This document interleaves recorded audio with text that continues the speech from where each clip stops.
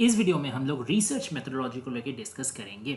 Research methodology के काफ़ी सारे यूनिट्स है, उसमें से पहला यूनिट जो है definition and principles of research, उसको लेके इस वीडियो में हम लोग विस्तार से डिस्कशन करेंगे और आगे का जो भी यूनिट्स होगा उसको हम लोग नेक्स्ट और कुछ वीडियोस में कवर करेंगे। इस पूरा सीरीज़ को मैं एक प्लेलिस्ट बना दूंगा रिसर्च मेथोडोलॉजी, उस पर सारा वीडियो डाल दूंगा ताकि आप लोग को समझने में सुविधा हो।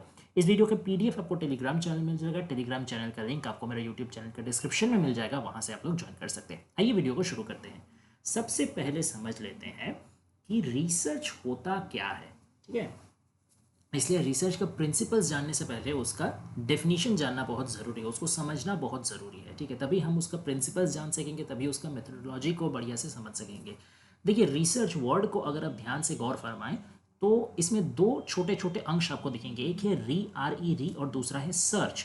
री मतलब पुनः, अगेन, एंड सर्च का मतलब ढूंढना, अनुसंधान करना।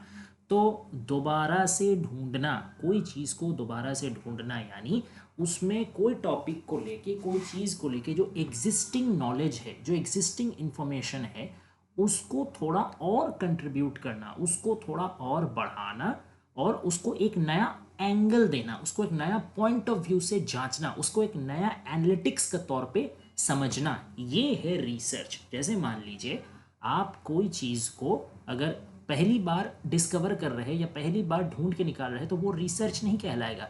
लेकिन एक बार वो आविष्कार हो जाने के बाद जब उस पर आप दोबारा बढ़िया से कोई डेटा आप सर्च करेंगे, ठीक है, उसको आप कोई एक्सपेरिमेंटेशन करेंगे, उस पर आप कुछ प्रैक्टिकल ऑब्जर्वेशंस करेंगे, ये सब चीज़ के द्वारा आपको कुछ एक्स्ट्रा नॉलेज मिलेगा, कुछ एक्स्ट्रा फैक्ट्स मिलेगा, उसको आप एनालाइज करके अपना एक नया एक्सपीरियंस पा सकते हैं, नया एक आंगिक निकाल सकते हैं। तो ये हो जाएगा रिसर्च। ठीक है, अब रिसर्च एक्चुअली एक सिस्टमैटिक प्रोसेस है। ऐसा नहीं कि मैंने बता दिया कि हाँ चलो कुछ भी तरीके से करके रिसर्च कर लेना है, तो वो नहीं चलेगा। एक सिस्टम आपको फॉलो करना पड़ेगा। और ये सिस्टमैटिक प्रोसेस में क्या क्या इन्वॉल्व होता है, आपको क्या करना है, डेटा गैदरिंग करना बहुत ज़रूरी है। डेटा कलेक्ट आपको करना है, उसके बाद उस डेटा को एनालाइज करना है, फिर उस एनालिसिस में से आपको अपना इंटरप्रिटेशन निकालना है कि क्या आपने समझा, ठीक है, और फिर उसको एक प्रॉपर फॉर्मेट में आपको पेश करना है। That is full and well full proof research. ठीक है, W.A. मॉनरोज ने रिसर्च को डिफाइन किया है कि रिसर्च में be defined as a method of studying problems whose solutions are to be derived partly or wholly from facts। यानी research को एक ऐसे मतलब तरीका के तौर पे डिफाइन किया जा सकता है कि जिससे हम लोग प्रॉब्लम्स को स्टडी करते हैं और उस प्रॉब्लम को स्टडी करके उसका सोल्यूशन को निकालते हैं। किसका तहत में, या तो पार्टली यानी आंशिक तरीके से, या तो संपूर्ण तरीके से फैक्ट के ऊपर बेस करके। इससे क्या पता चले कि रिसर्च कंप्लीटली फैक्चुअल होता है, इसमें इमेजिनरी कोई एलिमेंट का कोई गुंजाइश नहीं है। ठीक है, आ गया समझ में। अब रिसर्च डिफरेंट फील्ड में हो सकता है, वो साइंटिफिक फील्ड में हो सकता है, वो एकेडमिक फील्ड में हो सकता है, वो लिटरेरी फील्ड में हो सकता है, फिलोसॉफिकल फील्ड में हो सकता है, लिंग्विस्टिक फील्ड में हो सकता है। ढेर सारे अलग अलग टाइप के क्षेत्र है जहाँ पे आप रिसर्च कर सकते हैं। बट शर्त वही होना चाहिए कि एग्जिस्टिंग कुछ नॉलेज है उसको आप बढ़ा रहे हो, उसमें कंट्रीब्यूट कर रहे हो, उसमें नया आंगिक ला रहे हो, नया एनालिटिक्स, नया सोच ला रहे हो, या कोई डेली लाइफ, प्रैक्टिकल लाइफ में कोई प्रॉब्लम है उसका आप सोल्यूशन ढूंढ के निकाल रहे हो। तो ये होना चाहिए और उसको एक सिस्टमैटिक अप्रोच के थ्रू जाना चाहिए, वो फैक्ट बेस्ड होना चाहिए, उसमें कोई इमेजिनेशन नहीं रहना चाहिए। ये है रिसर्च मूल विषय। अब रिसर्च का कुछ प्रिंसिपल्स है, कुछ नियम कानून है जिसका ऊपर बेस करके आपको एक अच्छा रिसर्च लिखना पड़ता है। अगर ये सब प्रिंसिपल्स आप फॉलो नहीं करें तो आपका रिसर्च एक proper and valid and good research consider नहीं होगा। आइए समझ लेते हैं क्या क्या वो प्रिंसिपल्स है। सबसे पहले तो है एक्सपर्टीज यानी कि आप जो विषय में रिसर्च करना चाहते हो उस विषय में आप कितने ज़्यादा माहिर हो। ठीक है, मान लीजिए कोई अगर कोई लिटरेचर बेस्ड रिसर्च करना चाह रहा हो, ठीक है, कोई पर्टिकुलर ऑथर को लेकर या कोई पर्टिकुलर लिटरेरी थ्योरी को लेकर रिसर्च करना चाह रहा हो, लेकिन उसका लिटरेचर में कुछ खास एक्सपर्टीज़ नहीं, उसने लिटरेचर पढ़ा नहीं है, लिटरेचर के बारे में उसको समझ नहीं है, लिटरेचर का हिस्ट्री के बारे में उसको कुछ खास नहीं पता और ना उसके पास क्रिटिकल थिंकिंग का क्षमता है, तब वो कभी भी एक अच्छा लिटरेरी रिसर्च पेपर नहीं लिख सकेगा। जब तक आप उस टॉपिक में मास्टरी हासिल नहीं कर लेते, जब तक उस टॉपिक को आप बढ़िया से समझ नहीं लेते हर पहलू से, तब तक उस पर आप रिसर्च नहीं कर सकते हो। आई मीन अच्छा रिसर्च नहीं कर सकते हो। फिर नेक्स्ट है पेशेंस ऑब्जर्वेशन। इसको आप पेशेंट ऑब्जर्वेशन भी कह सकते हैं या पेशेंस एंड ऑब्जर्वेशन भी कह सकते हैं। ये दोनों चीज़ें बहुत ज़रूरी है। एक आपको पेशेंट होना, बहुत धैर्य रखना बहुत ज़रूरी है। क्यों? क्योंकि रिसर्च एक काफ़ी टाइम कंज्यूमिंग प्रोसेस है। ऐसा नहीं है कि आप कोई भी टॉपिक में रिसर्च करने बैठे 2 दिन में 3 दिन में फटाक से आपका रिसर्च बन के तैयार हो गया। नहीं, उसमें समय लगेगा। क्यों समय लगेगा? क्योंकि इसमें काफ़ी सारा स्टेप्स फॉलो करना पड़ता है और काफ़ी ह्यूज अमाउंट ऑफ डेटा को लेके काम करना पड़ता है। तो ये टाइम कंज्यूमिंग है। अगर आप इम्पेशेंट हो तो आप गलती कर बैठोगे। नेक्स्ट है कि ऑब्जर्वेशन, आपको बहुत ज़्यादा अलर्ट और ऑब्जर्वेंट होने का ज़रूरी है। क्योंकि कभी कभी ऐसा देख करके लगता है कि कोई डाटा ऑब्जेक्टिव है, ठीक है, लेकिन आप ध्यान से अगर उसको एग्जामिन करोगे या उसका तह तक जाओगे तो आपको पता चलेगा कि उसमें कुछ सोशियो पॉलिटिकल बायस भी है, उसमें कुछ सब्जेक्टिविटी भी है, कुछ ऐसे फैक्टर्स है जो उसको ऐसे दिखा रहे हैं बट असलियत में वो कुछ और है। तो ये सब चीज़ को समझने के लिए और गलतियों से बचने के लिए आपको ऑब्जर्वेटिव होने का बहुत ज़रूरी है। ध्यान से हर चीज़ को आपको परखना पड़ेगा और बहुत धीरज से परखना पड़ेगा। नेक्स्ट आता है एम्पिरिकल एविडेंस। ये बहुत ज़रूरी एक पॉइंट है रिसर्च का लिहाज से, क्योंकि कोई भी रिसर्च वेरीफाइबल एविडेंस के बिना सही मान्य नहीं होता है। वेरीफाइबल एविडेंस यानी ऐसा एविडेंस जिसको आप वेरीफाई कर सकते हो, या आप खुद भी वेरीफाई कर सकते हो या कोई और भी आपका दिखाया हुआ रास्ते से या आपका जो ड्यू प्रोसेस है उससे वेरीफाई कर सकता है। अगर आप अपने रिसर्च को कुछ ऐसे मतलब एविडेंस का थ्रू मतलब प्रामाण्य घोषित कर रहे हो जिसको प्रॉपर तरीके से वेरीफाई नहीं किया जा सकता, लॉजिकल वे में वेरीफाई नहीं किया जा सकता, तब उस रिसर्च को सही नहीं माना जाएगा, तब उसमें एम्पिरिकल एविडेंस नहीं होगा। अच्छा, अब एम्पिरिकल एविडेंस क्या होता है? कोई भी एविडेंस जो ऑब्जर्वेशन या फिर एक्सपीरियंस में बेस करके हो, थियरी का जगह पे। मान लीजिए किसी ने कोई भी मतवाद दे दिया, कोई तत्व दे दिया, या सिर्फ आप अपना एक 2+2=4 एक लॉजिक का हिसाब से बिठा करके आप कोई चीज़ एविडेंस लगा दिए, तो वो एम्पिरिकल एविडेंस नहीं होगा। एविडेंस को एम्पिरिकल होने के लिए वास्तविक जिंदगी में प्रामाण्य होने का ज़रूरी है। यानी उसको आपको या तो ऑब्जर्वेशन का थ्रू या तो लाइव एक्सपीरियंस का थ्रू उसको वेरीफाई करना पड़ेगा, तभी वो एम्पिरिकल एविडेंस कहलाएगा। और अगर आपका रिसर्च में एम्पिरिकल एविडेंस नहीं रहा तो आप अगर एक लॉजिकल कंक्लूजन निकाल भी लिया, आप अगर ऐसा एक रिजल्ट में आ गए जो लॉजिक से तो ठीक लगता है, ऐसा अगर हो भी गया तो भी वो वैलिड और रिलायबल नहीं रहेगा। ठीक है, जब तक वो प्रैक्टिकल ऑब्जर्वेशन और प्रैक्टिकल एक्सपीरियंस के द्वारा प्रामाण्य घोषित नहीं हो रहा, तब तक कोई भी रिसर्च वैलिड और रिलायबल नहीं होता। इसलिए एम्पिरिकल एविडेंस बहुत ज़रूरी है। नेक्स्ट आ जाता है ऑब्जेक्टिविटी। ये ऑब्वियस सा बात है कि रिसर्च जो है फैक्ट बेस्ड है, ये इमेजिनेशन बेस्ड नहीं है या ये फैंसी बेस्ड नहीं है। तो इसमें आपको ऑब्जेक्टिविटी मेंटेन करना बहुत ज़्यादा ज़रूरी है। जो रिसर्चर है वो रिसर्च के दौरान अपने पर्सनल उनके जो भी एजम्पशंस है, जो भी ओपिनियन है, जो भी उनका मतलब बायस है, उसको हटा करके उनको रिसर्च का काम में जुड़ना चाहिए। मान लीजिए वो एक ऐसा विषय लेकर के काम रिसर्च कर रहे हैं जिसके साथ उनका पर्सनल इमोशंस जुड़ा हुआ है, या ये पॉजिटिव इमोशंस भी हो सकता है, नेगेटिव इमोशंस भी हो सकता है। जो टॉपिक लेकर वो काम करें, मान लीजिए कि इंडियन फिल्म इंडस्ट्री में जो है हॉलीवुड का प्रभाव, ठीक है, ये जस्ट मैंने एक सैंपल पकड़ लिया। अब मान लीजिए कि जो रिसर्चर है उसको हॉलीवुड बहुत पसंद है और इंडियन फिल्म इंडस्ट्री कुछ खास पसंद नहीं है, तो वो अगर अपना ये पर्सनल ओपिनियन, पर्सनल चॉइस को रिसर्च के काम में ले आएगा तो हो सकता है कि उसका रिसर्च ट्रू नहीं हो सकता है कि हॉलीवुड का प्रभाव जितना असल में है उससे वो कहीं ज़्यादा बढ़ा करके उसको दिखा रहा हो, क्योंकि उसका पर्सनल पसंदीदा चीज़ है हॉलीवुड।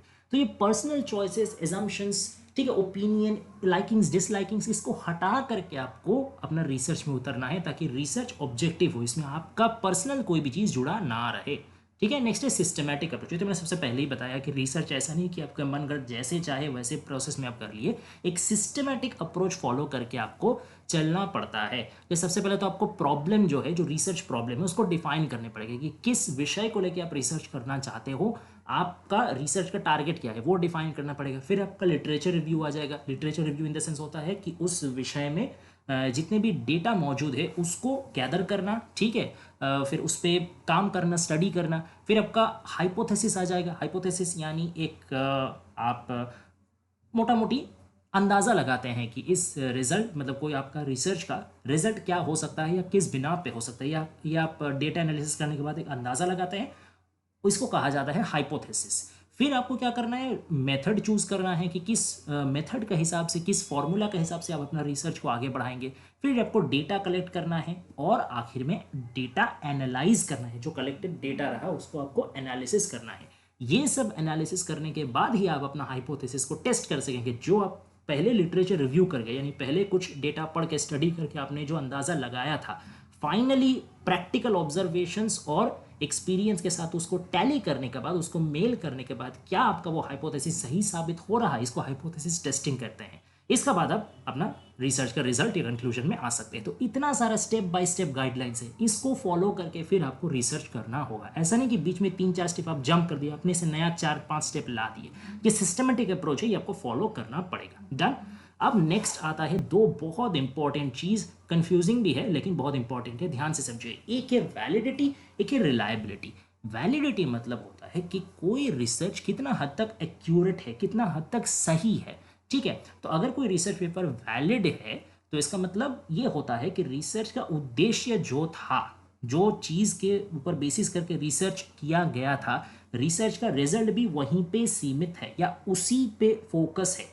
ऐसा नहीं होना चाहिए कि आप रिसर्च कर रहे हो कि पोल्यूशन में मतलब पोल्यूशन को कैसे हटाया जाए, इस चीज़ की ये उद्देश्य लेके आप रिसर्च करना शुरू किए और फिर अल्टीमेटली उसमें और भी उल्टा सीधा आउटसाइड टॉपिक लेकर के रिजल्ट आ गया। ऐसा नहीं होना चाहिए। तो ये है एक पहला शर्त वैलिडिटी का, जो आप रिसर्च का उद्देश्य है वहीं पे आप अंत आके फोकस किए। और दूसरा चीज़ है कि ये एक्यूरेसी, रियल लाइफ एक्यूरेसी को रिफ्लेक्ट करना चाहिए। ऐसा नहीं होना चाहिए कि आपका रिसर्च का रिजल्ट ऐसा आ गया कि वो रियल लाइफ के साथ मेल नहीं खाता, तब वो वैलिड नहीं गिनाया जाएगा, ठीक है। तो ये दोनों चीज़ वैलिडिटी का बहुत बड़ा एक सबूत है कि आपका रिसर्च वैलिड है। एक और तरीके से आप जान सकते हैं आपका रिसर्च वैलिड है कि नहीं, कि आप जो हिसाब से, जो मेथडोलॉजी पकड़ करके आपने वो मतलब रिसर्च आउटकम निकाला, अगर आपका रिसर्च वैलिड होगा तो अगर मैं या कोई और व्यक्ति भी वहीं आपके मेथडोलॉजी फॉलो करके, आपके स्टेप्स फॉलो करके रिसर्च कंडक्ट करे, तो सेम कंडीशंस, सेम रिजल्ट्स हम लोगों का रिसर्च आउटकम में भी आना चाहिए, अगर हम लोग कोई गलती नहीं किए हो तो इससे भी पता चलता है कि आपका रिसर्च रिजल्ट जो है वो वैलिड है। चाहे कोई भी करे, अगर सेम प्रोसेस में करेगा तो रिजल्ट लगभग सेम ही निकलेगा। दैट इज कॉल्ड वैलिडिटी, ठीक है। नेक्स्ट आता है रिलायबिलिटी। ये क्या है? रिलायबिलिटी को आप कंसिस्टेंसी के तौर पे समझ सकते हैं कि चाहे कोई रिसर्च को कितना भी बार किया जाए, रिपीटेड ट्रायल्स यानी एक बार, दो बार, तीन बार, चार बार, कितना भी बार किया जा रहा हो, या कोई भी कॉन्टेक्स्ट पे किया जा रहा हो। मान लीजिए कि कोई रिसर्च एक इंडियन रिसर्चर कर रहा, अब वही टॉपिक पे वही मेथड को फॉलो करके कोई अगर ऑस्ट्रेलियन रिसर्चर करे, या कोई रशियन रिसर्चर करे, या कोई चाइनीज रिसर्चर करे, तो उसको भी जो मतलब रिसर्च आउटकम है वो लगभग सेम ही मिलना चाहिए। हाँ, अब जाहिर सी बात है कि कुछ कल्चरल डिफरेंस रहेगा तो उसमें थोड़ा बहुत इधर उधर हो सकता है, बट मूल विषय में कोई मूल जो रिसर्च आउटकम है उसमें कोई फर्क नहीं पड़ना चाहिए। ये है रिलायबिलिटी, यानी आपका रिसर्च जो है वो विश्वसनीय है, वो बाई चांस या कोई एरर का वजह से आपका वो रिजल्ट नहीं आया है। क्योंकि अगर अगर सही वो है तो चाहे कहीं का भी आदमी करे, कोई भी टाइम एज का करे, मान लीजिए कि कोई जनरेशन का, मान लीजिए कोई अगर 20-25 साल का एक रिसर्चर कर रहा है, ठीक है, और कोई अगर 60-65 साल का एक रिसर्चर कर रहा है, तो दोनों में जनरेशन गैप है, दोनों में मेंटालिटी गैप है, लेकिन अगर सेम प्रोसीडियर फॉलो करेगा तो लगभग सेम ही रिजल्ट आएगा। ये होता है रिलायबल रिसर्च, यानी रिसर्च का रिजल्ट सेम रहना, कंसिस्टेंट रहना, ठीक है। तो वैलिडिटी, रिलायबिलिटी दोनों ही बहुत जरूरी है। नेक्स्ट आ जाता है एथिक्स। एथिक्स आप समझते ही होंगे कि कुछ मोरालिटीज, कुछ मोरल कोड्स फॉलो करना। जैसे सबसे बड़ा रिसर्च एथिक्स है कि प्लेजियरिज्म को अवॉइड करके चलना है, आपको दूसरे का कंटेंट को चोरी नहीं करना है। हाँ, आप दूसरे का कंटेंट पढ़ सकते हैं, उसमें से आप इंस्पिरेशन ले सकते हैं, लेकिन उसमें से अगर कुछ आप अपना रिसर्च में ऐड कर रहे हो तो आपको प्रॉपर साइटेशन देना पड़ेगा, आपको उसका प्रॉपर उनको एक्नॉलेजमेंट करना पड़ेगा, क्रेडिट देना पड़ेगा। तब ऐसे नहीं कि बिना उनका इजाज़त का आप ले लिए, तो ये प्लेजरिज्म कहता है।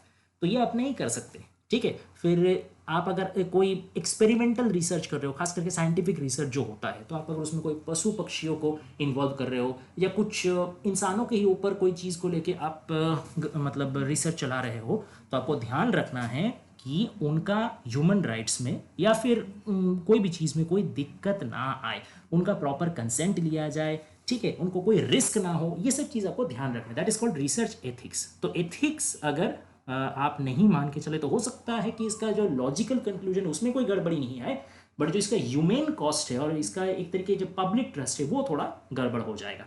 नेक्स्ट आ जाता है ट्रांसपेरेंसी एंड ऑनेस्टी। इसका मतलब कि जो रिसर्चर है उसको अपना वो जो भी मेथड यूज़ कर रहा है, जो भी उसको लॉजिकल कंक्लूजन्स मिल रहा है और अपने रिसर्च में कुछ कुछ जो लिमिटेशंस है वो सब वो ट्रांसपेरेंटली सबको प्रकाश करे, ताकि इससे क्या होगा कि नेक्स्ट उसका रिसर्च जो भी पढ़ेगा, ठीक है, वो समझ सके कि उसने अपने रिसर्च के जरिए क्या क्या चीज़ उसने पाया और क्या क्या चीज़ उसने नहीं पाया, तो आगे चल करके इस रिसर्च पे वो और ज़्यादा बिल्डअप कर सके, इस रिसर्च को वो और ज़्यादा बेहतर कर सके, सुधार ला सके। तो ये ट्रांसपेरेंसी एंड ऑनेस्टी बहुत ज़रूरी है, ये भी एथिक्स का ही एक तरीके की कैटेगरी में पड़ता है, समझ सकते हैं। नेक्स्ट है क्रिटिकल थिंकिंग। क्रिटिकल थिंकिंग के वगैरह कोई रिसर्च माना ही नहीं जा सकता। क्रिटिकल थिंकिंग यानी कोई भी चीज़ को, कोई भी मतलब पॉइंट को आप different different point of view से सोच सकते हैं, डिफरेंट डिफरेंट एंगल से सोच सकते हैं, डिफरेंट डिफरेंट इंटरप्रिटेशन से सोच सकते हैं। मैं एक लिटरेचर का एग्जाम्पल दे रहा हूँ। मान लीजिए पोएम है, पोएम का सिर्फ एक मतलब नहीं होता, कि पोएम को आप डिफरेंट एंगल से अगर सोचे तो एक ही पोएम का 3-4 अलग अलग लेवल में अलग अलग मीनिंग निकल सकता था। That is called critical thinking और क्रिटिकल एनालिसिस। तो सिमिलर तरीके से आप जब भी रिसर्च कीजिएगा, एक अच्छा रिसर्च हमेशा क्रिटिकल थिंकिंग पे बेस होगा। वो कोई सिंगल पॉइंट ऑफ व्यू लेके काम नहीं करेगा, कोई सिंगल डायमेंशन में भी काम नहीं करेगा। उसका क्या क्या मीनिंग निकल सकता है, क्या क्या इंप्लीकेशंस हो सकता है, फ्यूचरिस्टिक भी थोड़ा सोचना आपको पड़ेगा कि आगे चल के इसका और क्या बदलाव आ सकता है। ये सब चीज़ ले करके क्रिटिकल एनालिसिस टाइप का आपका रिसर्च होना चाहिए। फिर है रेलेवेंस। रेलेवेंस यानी कि जो भी रिलेवेंट इश्यूज है, जो भी करंट इश्यूज है, जो मायने रखते हैं, चाहे वो आपके मतलब लिटरेचर रिलेटेड इश्यूज हो, वो आपका कल्चर रिलेटेड इशू हो, वो आपका सोशियो पॉलिटिकल रिलेटेड इशू हो, वो आपका रिलीजियस इशू हो, वो आपका फाइनेंशियल इशू हो, चाहे और कोई भी तरीके का साइंटिफिक इशू हो, टेक्नोलॉजिकल इशू हो, वर्तमान जिंदगी में का लिहाज से जो भी कुछ करंट है, जो भी कुछ आपका प्रासंगिक है, उसमें आप रिसर्च कर रहे हो या आपका रिसर्च उसमें कुछ कंट्रीब्यूट कर पा रहा हो। ऐसा नहीं होना चाहिए कि आप एक रिसर्च किए और उस रिसर्च का कोई प्रैक्टिकल वैल्यू नहीं रहा। प्रैक्टिकल जिंदगी में आदमी उससे ना तो अपना एग्जिस्टिंग ज्ञान को बढ़ा पा रहा, ना तो अपना एग्जिस्टिंग प्रैक्टिस को सुधार पा रहा, ना तो उससे उसको कोई प्रैक्टिकल बेनिफिट हो रहा आज के दिन में खड़ा होकर। तो that is not following the rule of relevance, ठीक है। और आखिरी पॉइंट में आ जाता है डॉक्यूमेंटेशन एंड रेप्लिकेबिलिटी। ऑब्वियस सा बात है कि आप अगर कोई रिसर्च पेपर लिखेंगे तो उसको सिस्टमैटिक अप्रोच से प्रॉपर उसमें उसका एलिमेंट्स रहना चाहिए, उसका प्रॉपर डॉक्यूमेंटेशन रहना चाहिए। चाहे आप डेटा यूज़ कर रहे हो, चाहे आप उसका मतलब फाइंडिंग्स लिख रहे हो, चाहे आप हाइपोथेसिस टेस्ट कर रहे हो, चाहे आप अपना कोई मेथोडोलॉजी फॉलो कर रहे हो या किसी को आप क्रेडिट ही क्यों ना दे रहे हो, सब चीज़ प्रॉपर फॉर्मेट फॉलो करके प्रॉपर तरीके से डॉक्यूमेंटेड क्लियरली होना चाहिए। उसमें कोई तरीके का कोई कन्फ्यूजन नहीं रहना चाहिए, पूरा क्लैरिटी उसमें रहना चाहिए। और रेप्लिकेबिलिटी यानी कि आपका जो मतलब रिटन रिसर्च होगा उसका फॉर्मेट ऐसा होना चाहिए कि उसको दूसरा कोई भी रेप्लिकेट कर सके, यानी उसका हिसाब से मतलब इमिटेट कर सके, ठीक है। उसी को मतलब उसी को obviously not word by word imitate, वो तो आपका कॉपीराइट इशू हो जाएगा, प्लेजरिज्म हो जाएगा, बट उससे वो इंस्पायर होके सेम तरीका, सेम मेथड वो भी अपने रिसर्च पेपर में शामिल कर सके, जिससे उसको भी रिजल्ट मिले।